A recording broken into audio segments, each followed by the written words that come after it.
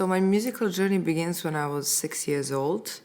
I started playing the piano, and actually that was my wish. I said to my parents, I was probably at the time 5 years old, and I said I would really love to play the piano.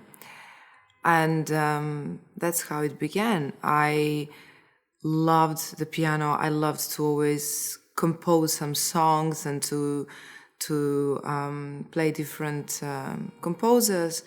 And then when the time of so when I was 13 years old and when I was finishing my primary school as well as my music school, I was just thinking, well, maybe I would love to continue this journey and to stay in music.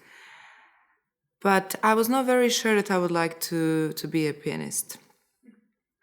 And at that time, I had an idea of myself being on stage. I was always dreaming of being on stage and being a public figure and doing something connected to stage. But I wasn't very sure what was that. That was my main goal to do. So at that point, I was composing a little bit, and then I said, well, maybe I could do some singing. But I am still a fan of pop music and rock scene of like America and England, and so then I was kind of a little bit cautious that if I wanted to do this career, I would have been probably even earlier involved in some music festivals, kids festivals, etc., etc. And then I heard one concert of classical music with some classical singers, and I just said, oh, that's it. This is probably a genre that I could pursue and I could do. And that's how it started, basically. And after the first singing lesson, the teacher told me, well, I think that you are for this and you should audition for singing, so for classical singing at the high school in Podgorica. So yes, then that's how the journey began. I started with lessons, and I enjoyed so much. I was completely into it, and it started to be my life.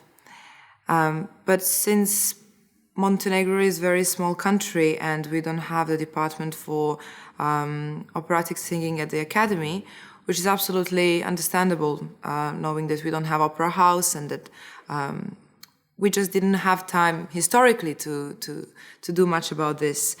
I decided to go to Slovenia to finish my high school there because it was the country that was close enough to visit my family more often, and I was very young.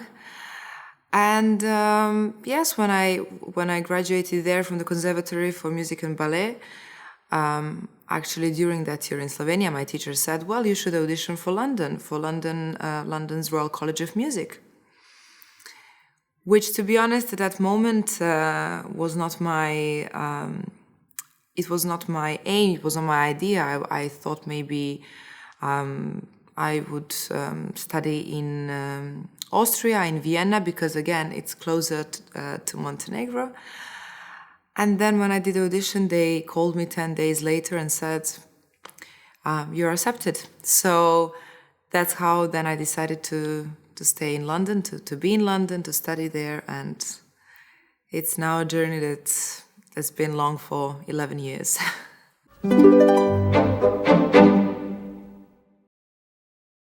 To be honest, my grandma would mention that. And she was always saying, oh, you will be an opera singer.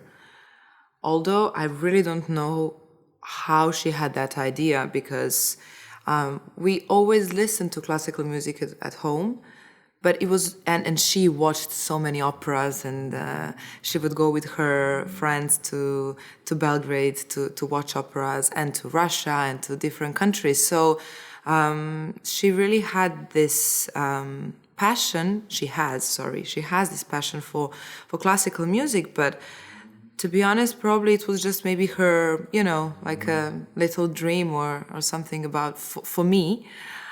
And then Yeah, it was very spontaneous, I have to say. I was very lucky because to me these things happened just like very naturally, and they were meant to be.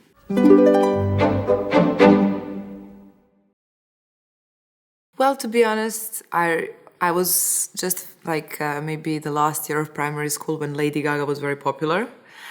And I remember that I was asking my parents when they were traveling for their business, please buy me that ribbon of hair and all these Lady Gaga details, accessories. So I was a little bit also thinking about that path, but I was very aware that it's impossible to build that kind of career from Montenegro. It's just a reality. We're a very small country. America is such a big market for these things, so for that kind of career. For classical music, I kind of sensed, together with my parents, that there is possibility to do something connected to the world. So I think that was also one of the reasons.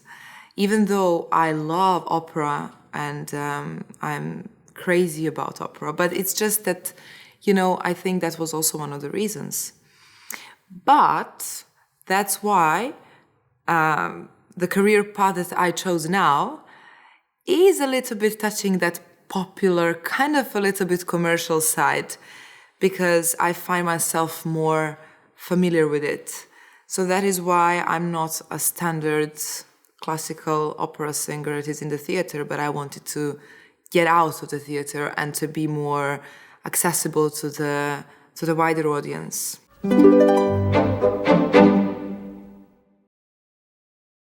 Well, I would say that I'm constantly inspired to create something new, and that is probably my advantage, but also disadvantage, because whenever I finish a project, I'm thinking about the next one. So I never enjoy in that moment of saying, okay, well done, Tamara, you've done something nice now, and you should enjoy a couple of days at least. But I'm always thinking about the next steps. And being in this profession, you are very aware that nothing happens over the night. So you have to be very, very patient, and to believe in yourself, to be very brave, to be very persistent, because things don't go every time as you want. And that is why I think that my big inspiration is my family, who is my biggest support, and they're always there for me, so they encourage me to always keep going. But inspiration I always find probably also in my private life, and some moments that happen to me, and also I'm inspired by listening to different artists. I love to listen to different genres, different musicians who always kind of give me that light of inspiration.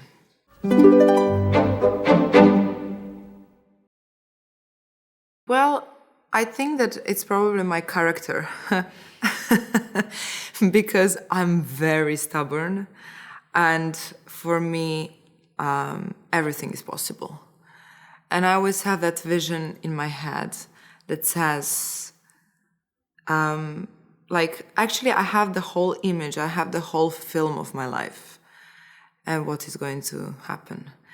And I don't know, I just go with that. And I think that really everything is possible. It's just about the plan. It's about realizing that you cannot be loved by everyone with who you work or you present your work, but you still have to believe very much in what you do.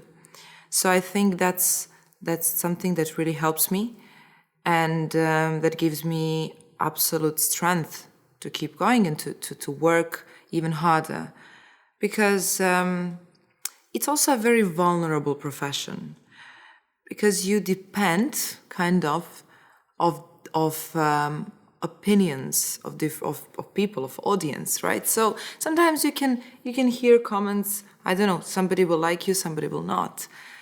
And for artists, it's sometimes very difficult because you take it personally. it's something that you create from your soul. So I always say it's a bit different than when you do, I don't know, a profession like my parents, or where you, yes, you communicate with people, but things are more exact. Here, it's an art, so it means that, yes, you can like it or you cannot, but that's why I think you have to be very, very stable, very, very confident to do this profession.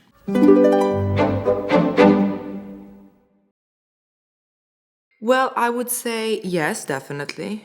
There are always ups and downs. And when I was younger, well, when I say younger, when I was studying actually, I remember that it was quite a challenge to be at the best conservatory in the world for music, where people are just brilliant, everyone is excellent. And then you're in the class of 8 people who are all striving for big things and careers, and you have amazing teachers, and then you are thinking, well, am I good enough? But then you have to remind yourself, well, I was accepted here. They took me because they think that I have talent.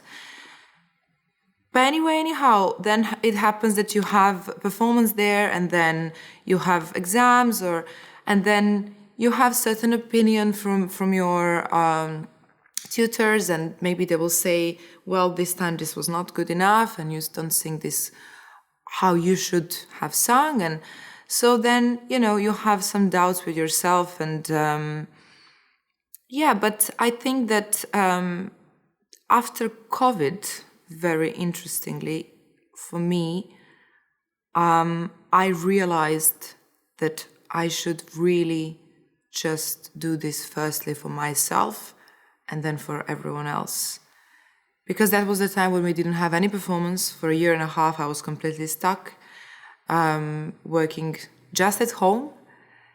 And I realized how wonderful it was to actually present what was I doing before, no matter to how many people, but to be appreciated from the audience.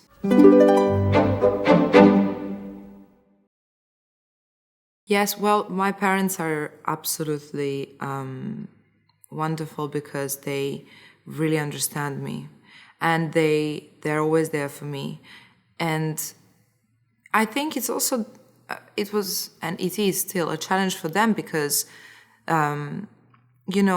they want to give their best in order for me to feel good in what I do and to be very supportive. But then also they have to be sometimes, to give me a little bit of my space to know when they have to step back with certain things, and to understand that I'm in certain, phases and moments of work, and maybe some challenges that I like to overcome by myself. And I think that it's also such a blessing to have parents who are not in music, who are not in art, but they understand this profession very well. And that is why actually I started to work also with my mother. My mother is my manager, and it's really a teamwork. And yeah, we enjoy it. And so far, so good.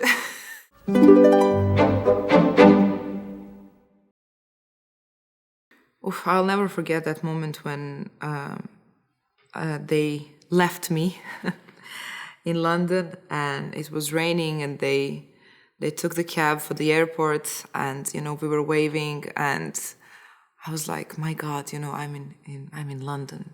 I'm in such a big city suddenly, because Slovenia was tiny. It was very cute, and people speak similar language to ours. So London was a cultural shock for me, even though I traveled a lot as a child, but still you realize that your whole life is different. So it was very, very touching, and my mother never and my father never let me realize that it was difficult for them as well. But we tried to see each other as often as possible, and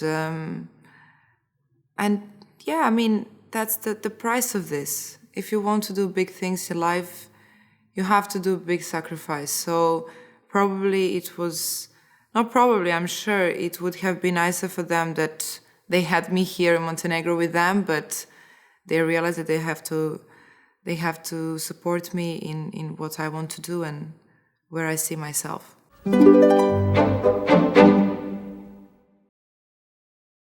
After 10 years, you're just used to it. And you're used to the just, lifestyle in which you live for projects, you live from project to project.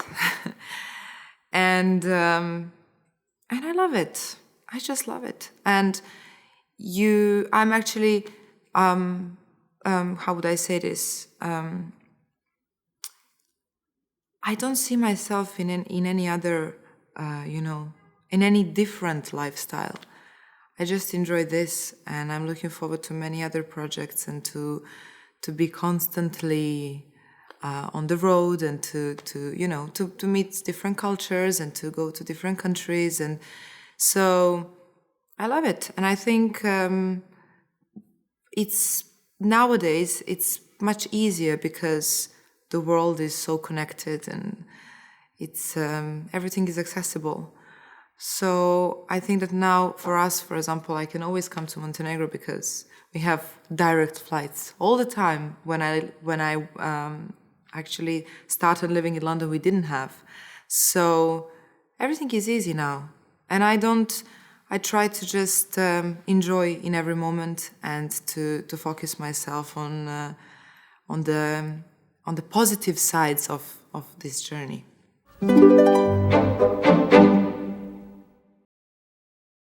The most challenging part is definitely that singing is not so exact like, I don't know, maths, because you have to find your way. You do have the formula, you do have certain, like a theory. How does it work? You know, how the throat, like, the vocal cords, where are they, how they function. But actually everything else, it's about exploring yourself, finding your own way of doing it.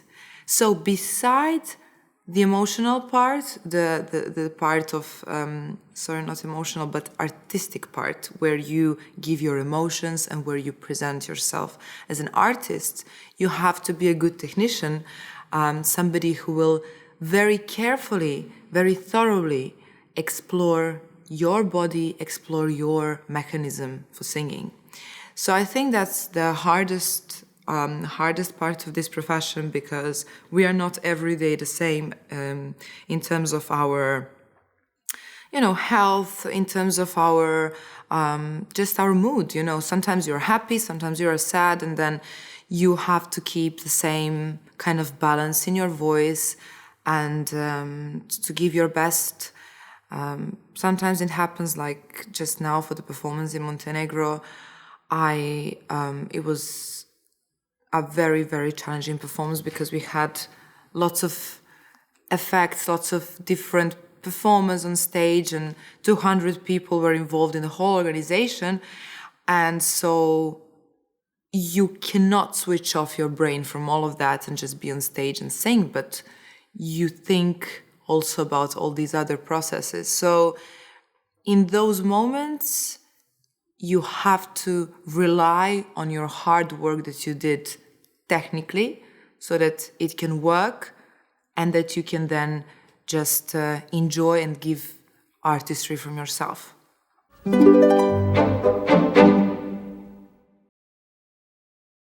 Well, I have to say that, I wouldn't call this project, but I would say that my lucky star was a possibility to work with Montserrat Caballé.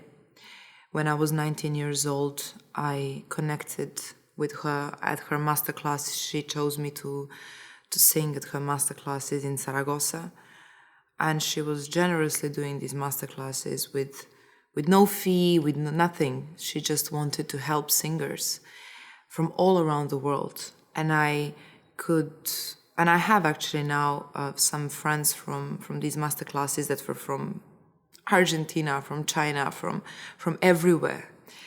And that was probably, beside the college at that moment, one of the most precious things that happened to me. And I was lucky enough to work with her for the next 4 years until she passed away. But she was somebody who actually encouraged me to continue and to do this career.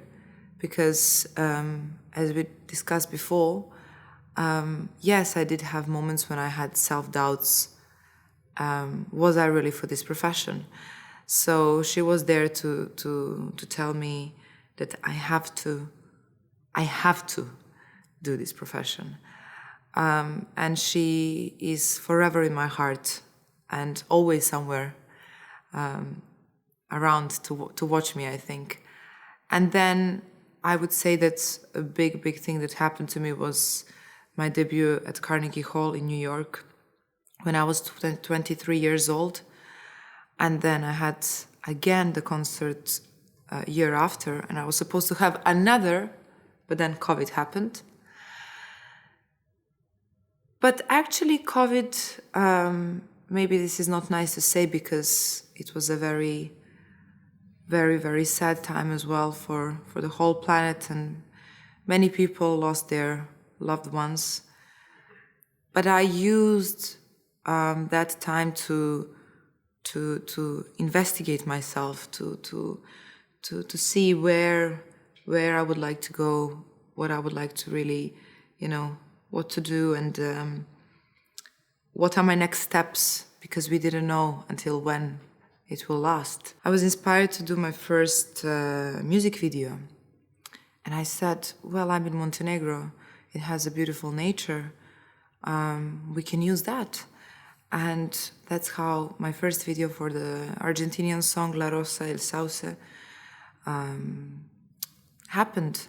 And I think that moment also is very important for me, because since then I started to create even more intensively my online platforms, where I gained 1 million views on that video, on the first video. So it was quite an interesting moment. Well, we live in this kind of era where you have to be visible on social media, and where many careers actually were made through the platforms, even classical careers. Yes, especially during COVID. Many things changed, especially for these artists who see themselves not just in the theater, not just for some circle of audience that is very much connected to classical music, but also for the audience that is much wider. So that's how then I realized, well, maybe this is the way for me, because I can also connect my love for different genres, different songs from different countries, languages, where I can involve classical instruments and choir, and do with the composers arrangements for me.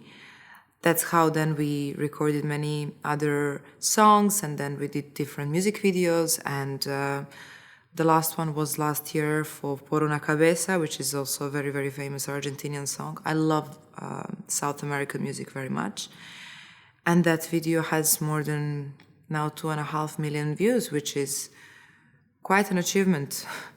And so I would say also about that. And now I have to say that I'm working on some also fantastic projects in London. So I'll have my debut in Cadogan Hall in this season, which is quite exciting because it's also one of the temples of music, and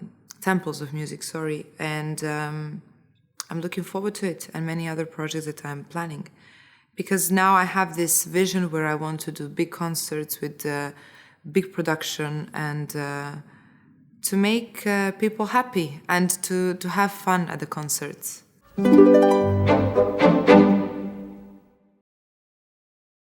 In terms of projects, of course, there are some moments where, you planned something and then it didn't happen.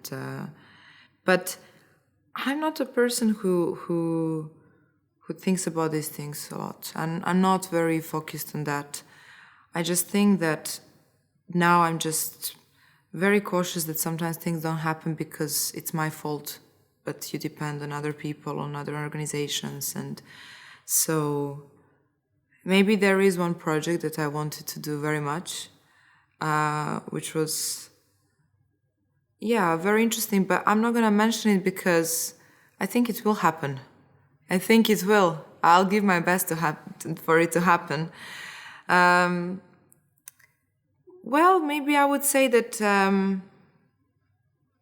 the process of, after college, of working with different teachers, mentors and vocal coaches, and maybe sometimes realizing that their technique is not, I would say, it doesn't work for me. It works for somebody else. But maybe I would say now, maybe I lost a little bit of time there. But again, I think it was necessary to go through it. Because if I didn't go through it, I wouldn't appreciate where am I now. And don't get me wrong, I still have lots to learn and to explore. And being an artist and being a singer, you are a student for life. But I think that now I'm on that path where I exactly know what I'm doing and how I'm doing it. But also an artist has to always be humble and never in the clouds.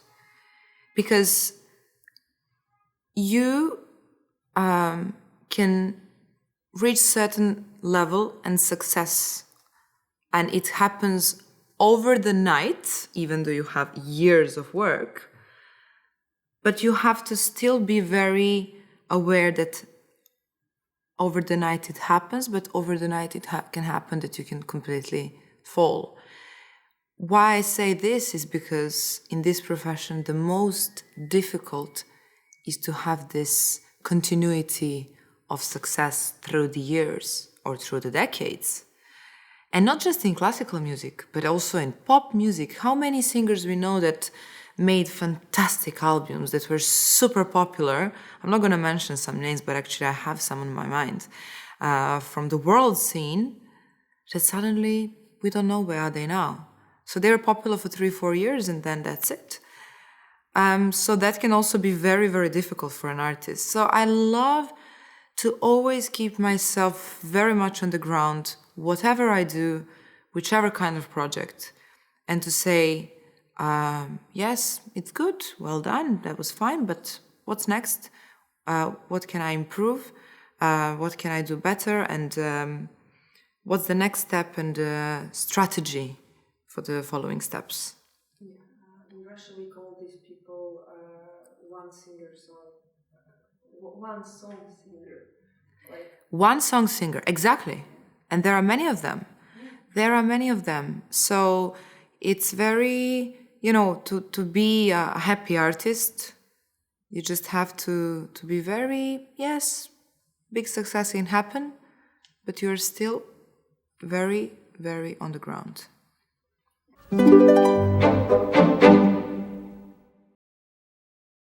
I have to say that one of the reasons why I am mostly focused now on this cross-classical career is because I had the freedom to be somebody else as well beside just a singer. And what I mean with this is I love to be the director of my projects.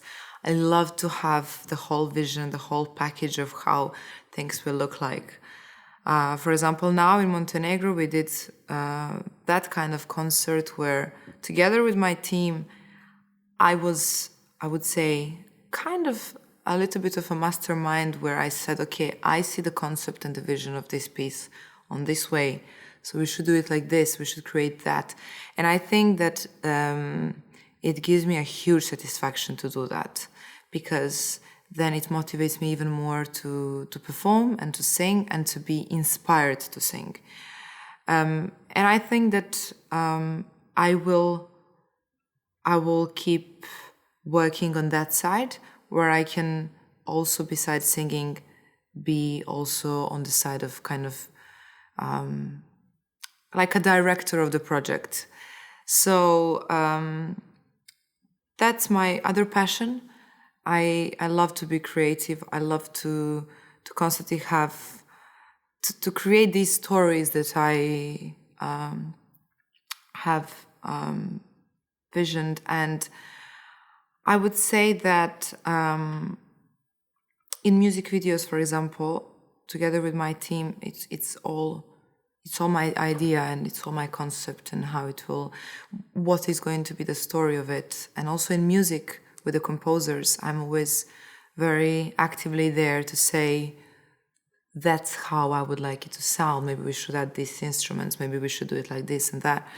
And actually, I was even having an idea to maybe do another course for just composition, because when I say composition, I am thinking about being able to compose for orchestra, because I love it. I'm always so fascinated by that, because you can just be so creative and to create another I don't know, another world. I love orchestras so much.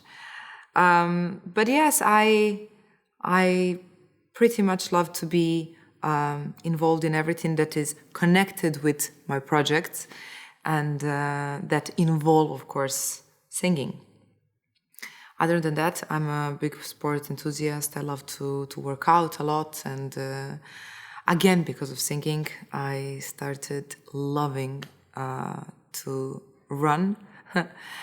And yes, on another side, I'm also involved a little bit in my family business with a boutique hotel here in Montenegro. So I love to also give their ideas of certain concepts we can do, and yeah, so everything that is creative, basically. Very much. Well, for my preparation for the concert in Montenegro, I was running a lot, because I realized that I have to sing a concert for 2 hours on 35 degrees, and that I have to be in a super good shape to have a good energy, because singing is pretty much a physical activity where your lungs have to be super ready and your diaphragm and your muscles. So running really helped me to be prepared and to just then be focused on my technique. So it is very much involved. And to be honest, in maybe some older era in 20th century, let's say, where some opera divas were a bit fuller ladies, I would say when you don't have that, how would I say it, that shape of body, maybe, or I would say then that gives you that energy, I mean, that power, let's be honest, it's just that a bit wider body gives you more energy. It's just, a law of physics. Then you have to be very strong and to work on your body to be active in order to be able to sing all these notes that are just, that you can be able to sing without microphone also in the theater. And so, yeah, running is very important for me. Rib cage and the diaphragm. Yes, very true. For them, probably is a bit easier because the whole mechanism is bigger. So it's then probably less of a work. Although they have to be strong, but the mechanism is bigger. And then when you don't have that capacity of lungs as well and all this, you have to work on it. You have to be very active. So it's very, very important.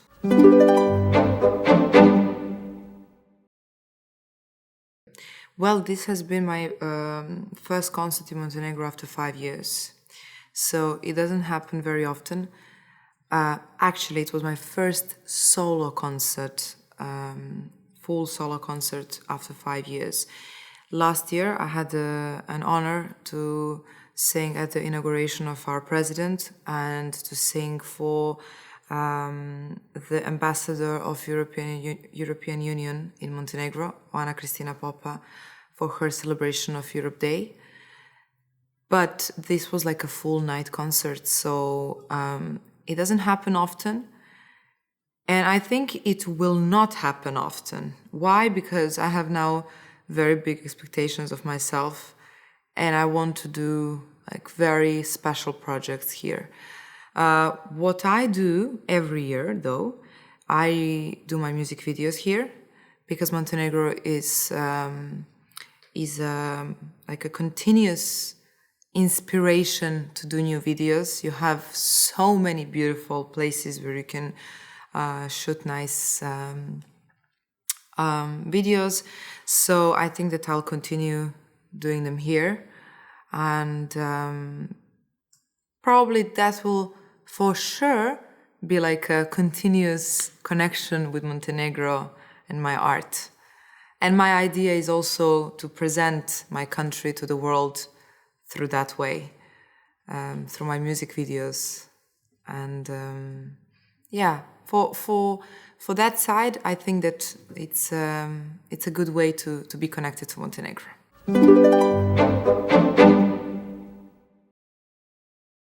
Yes, well, Montenegro is my home. It's the place where my family lives.